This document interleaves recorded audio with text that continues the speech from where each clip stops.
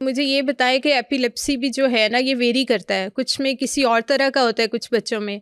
और मेरा ख्याल है, जहाँ तक मेरा नॉलेज है या जहाँ तक मैंने बच्चे देखे हैं, उनको मैंने इसी एज में इसका शिकार होते देखा है। तो इसके बारे में प्लीज़ बताइएगा। नहीं, इसकी डिफरेंट टाइप्स हैं। एक तो इस हिसाब से है कि एक है जनरलाइज्ड, पूरी बॉडी पे इफेक्ट कर जाती है। एक है कि पार्शियल, उसे हम एपिलेप्सी कहते हैं, किसी एक बाजू उसका थोड़ी देर को झटके खाता है। एक एब्सेंस सीजर्स हैं, वो बैठे बैठे गायब हो जाता है। वो देखने में उसको झटके नहीं लग रहे, लेकिन आपको लगता है वो कहीं सोच में गुम हो गया है, लेकिन अंदर उसके ब्रेन में शॉर्ट सर्किटिंग हो रही होती है। ठीक है। और कई बार उसको वियर्ड से वियंस भी हो रहे होते हैं। ठीक है। या अजीबोगरीब खुशबुएं बदबुएं भी आ रही होती हैं, कलर्स भी नज़र आ सकते हैं। ये स्पिरिचुअल ज़्यादा है एज़ कम्पेयर टू फिज़िकल के। लेकिन अगर वजूहात के ऊपर बेसिस पे इसको डिफ्रेंशिएट करें तो एक होती है प्राइमरी और एक है सेकेंडरी। प्राइमरी का डॉक्टर्स को रीज़न नहीं पता कि ये क्यों होती है। वो बर्थ के बहुत पहले साल से भी शुरू हो सकती है। एक तो होती है कि छोटे बच्चों को बहुत ज़्यादा बुखार हो तो उससे भी फिट्स पड़ जाते हैं। बाद में जूझू वो बड़े होते हैं फिर उन्हें बुखार से नहीं पड़ते। लेकिन छोटे बच्चों को इसीलिए जब उसका 100 से भी ऊपर बुखार गया तो वो कहते हैं कि गीला तौलिया ले और उसके जिस्म पे फेर दें। माएँ हमारे मुल्कों में डरती नमूनिया हो जाएगा, नहीं तो और पंखा चला दें हल्का, तो उसको उसका बॉडी टेम्परेचर 100 से या 101 से ज़्यादा ना जाने दें, नहीं तो उन्हें फेब्राइल फिट्स पड़ सकते हैं। बड़े होकर खैर उसे वो कोप कर लेते हैं। वो ट्रू एपिलेप्सी नहीं होती। लेकिन एक है कि उसके ब्रेन में स्ट्रक्चरल डैमेज है। उसके ब्रेन में पैदाइश के अंदर कोई सिस्ट है, कोई ट्यूमर है, रसौली है। ठीक है। ब्रेन पूरा डेवलप नहीं हुआ, कई बार अंदर अजीबोगरीब किस्म की उसके स्ट्रक्चर्स रह गए, उससे शॉर्ट सर्किटिंग होती है। नॉर्मल जो ट्रैफिक चलनी है सिग्नल्स की, आगे से कोई स्कार है, उसको इन्फेक्शन हो गई, गर्दन तोड़ बुखार हो गया था। ठीक है। एनसेफलाइटिस या मेनिंजाइटिस हम उसे बोलते हैं। टीबी भी ब्रेन में चले जाती है कोई और, या रेशा पड़ गया ब्रेन में, कान से चला गया। उन लोगों में वो पुराना जो ज़ख़म रह गया वहाँ से शॉर्ट सर्किटिंग होगी तो उसे फिट्स पड़ सकते हैं या रसौली से पड़ सकती है। ये है सेकेंडरी सीजर्स। या चोट लगी, सर पे चोट लगी थी, अंदर खून जम गया, हो सकता है। लेकिन बहुत ज़्यादा रेशो ऐसों की है जिसे प्राइमरी एपिलेप्सी कहते हैं, और कुछ फैमिलीज़ में वो ज़्यादा होती है। डॉक्टर्स को नहीं रीज़न पता अभी भी कि उसकी क्या जेनेटिक बेसिस है।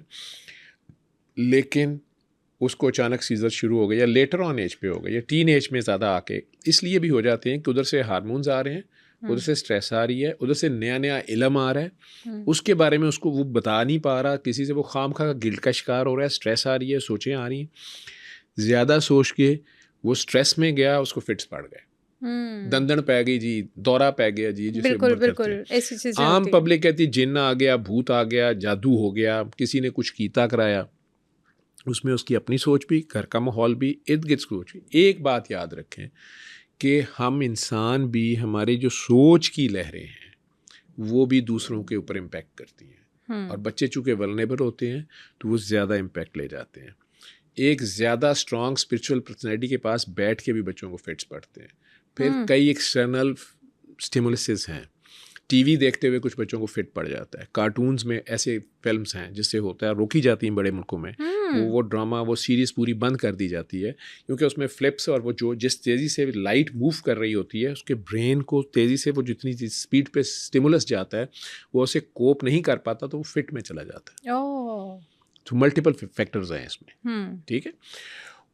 स्पिरिचुअल बेसिस इसकी जो बाद में इंसान निकाल लेगा, जो मेरा ज़ाती ख्याल है, मैं आज उसको बस मैं कह देता हूँ, आई माइट बी रॉन्ग। ठीक है। मैं माओ को कहता होता हूँ कि खाम खा इनके ऊपर आप हर वक्त फूका ना करें पढ़ के, या इनके पास बैठ के ना फूकें। ठीक है। ना पढ़ें, स्पेशली जिस बच्चे को फिट पड़ता है बार बार। अच्छा। और इसको यहाँ से आज़ाद कर दें। वो माँ का खौफ होता है कई बार, जो बच्चे को डरा देता है उसको फिट पड़ जाता है। वो माँ पढ़ी जा रही है अल्लाह का कलाम और नापाक हालत में है, या अंदर खुद दूसरों के लिए गंद और नफ़रत है, या उसकी सोच ऐसी है, तो वो बच्चा उससे अटैच्ड है। यूँ समझ लें कि एक पेरेंट कंपनी सर्वर है और उसकी एक सिम है, पीछे से ही सिग्नल ज़्यादा या कम आ रहे हैं, वोल्ट्स कम और ज़्यादा आ रहे हैं, तो आगे सिम ने भी कांपना शुरू, परफॉर्मेंस उसकी ख़राब हो जाएगी। तो ये इलेक्ट्रोमैग्नेटिज्म का खेल है। उसमें कुछ ऐसी वेव्स हैं जिसे शायद इंसान अभी भी नहीं जानता और आगे जाकर डिटेक्ट करेगा। तो इसमें कई बार इंटरनल स्टिमुलसेस होते हैं, कई बार एक्सटर्नल होते हैं, कुछ डाइट्स की भी इम्बैलेंस के साथ, कुछ इलेक्ट्रोलाइट्स के इम्बैलेंस के साथ, और 10 और 20 के दरमियान आपकी बॉडी और ब्रेन में पर्टिकुलरली डोपामीन और सेरोटोनिन भी अब आ रहे होते हैं। इनका क्या रोल है? ठीक है, डोपामीन बेसिकली स्टिमुलेंट है। इसने आपको नए नए एक्सपेरिमेंट करने पे, उभारने पे, एक्साइटमेंट पे, ये भी देखूं वो भी देखूं, ये क्या है वो क्या है।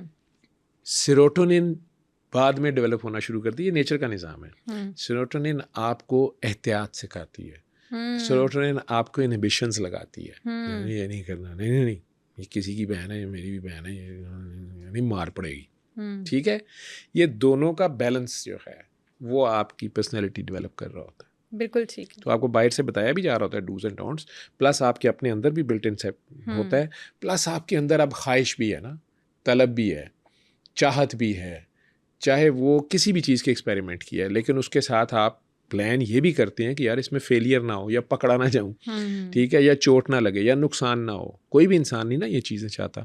तो ये डोपामीन और सेरोटोनिन का इसमें बहुत रोल है। जब ये इम्बैलेंस हो जाता है, वहाँ से आप लोग बाइपोलर डिसऑर्डर्स और शिज़ोफ्रीनियाज और प्लस हार्मोन्स का भी, उसके इस सारी थॉट प्रोसेस का, और इन सारे इन्हें कहते हैं न्यूरोट्रांसमीटर्स, ये केमिकल्स है ब्रेन के अंदर। तो साइकेट्रिस्ट वो ऐसी दवाइयाँ फिर देता है या देने की कोशिश करता है कि इस बैलेंस को रीगेन करे। अभी तक ऐसी कोई दवाई बन नहीं सकी जो 100% नेचुरल बैलेंस पे ले आए। तो मैं मैक्सिमम कोशिश करता हूँ कि 10 और 20 साल के बच्चे को मेडिसिन ना दी जाए, और यूरोप और अमेरिका में भी यही प्रैक्टिस है। अच्छा, कि मेडिसिन पे उसको ना लगाएं या नशे पे उसको ना लगाएं। मतलब डॉक्टर वही ट्रैंक्विलाइजर दे तो वो हलाल है, वो खुद बेचारा सब्सटेंस यूज़ कर ले तो वो हराम है। हो वही खेल रहा है। ठीक है, तो नशा जो है, चाहे वो शराब है, उस पर खुमार डाल देगा ना, उसके थॉट जिस चीज़ को उसने फाइट करना था, उसके ऊपर कुछ स्ट्रेस आ रही थी, चाहे वो एग्ज़ाम की थी, डेड टाइम शॉर्ट होने की थी, किसी भी चीज़ की थी, उसको उसने फाइट करना था, उसके अंदर एबिलिटी है, उसके अंदर वो वाले हार्मोन्स फाइट और फ्लाइट के बनने थे। ठीक है, एड्रेनलिन, नॉर्लिन, सिम्पैथिक, पैरासिम्पैथिक सिम्पटम्स, ये सारे एक्टिवेट हो रहे होते हैं। लेकिन उसको आपने ट्रैंक्विलाइजर्स पे लगा दिया, उसको आपने एंटी डिप्रेसेंट्स पे लगा दिया, उसको मूड स्टेबलाइजर्स पे लगा दिया, उसकी नेचुरल एबिलिटी जो है वो स्प्रेस हो जाएगी। अब वो डिपेंडेंट हो जाएगा। इसे कहते हैं नशा लगना। ठीक है, या वो सोया रहेगा, नशा लगा के खैर है, पेपर जब दे देंगे तो वो टेंशन नहीं उसको होगी। फिर पेन होती, कुछ लोगों को स्पिरिचुअल पेन बहुत ज़्यादा होती है, वो बहुत सेंसिटिव हो, तो जिंदा लोग होते हैं। असल में ये जिंदा लोग होते हैं। दर्द जिंदा को होता है, मुर्दा को नहीं होता। ठीक है, इनका दिल जिंदा होता है, ये हसास होते हैं। ये वो 10 to 20 के दरमियान एम्पैथी का बड़ा रोल है, तो ये बीमारियां कम होगी। अदरवाइज जब वो स्ट्रेस में जाएगा, हार्मोन्स तो उसके पैदा होने ही होने हैं, चाहे वो सेक्स हार्मोन्स हैं या कोई दूसरे हार्मोन्स हैं,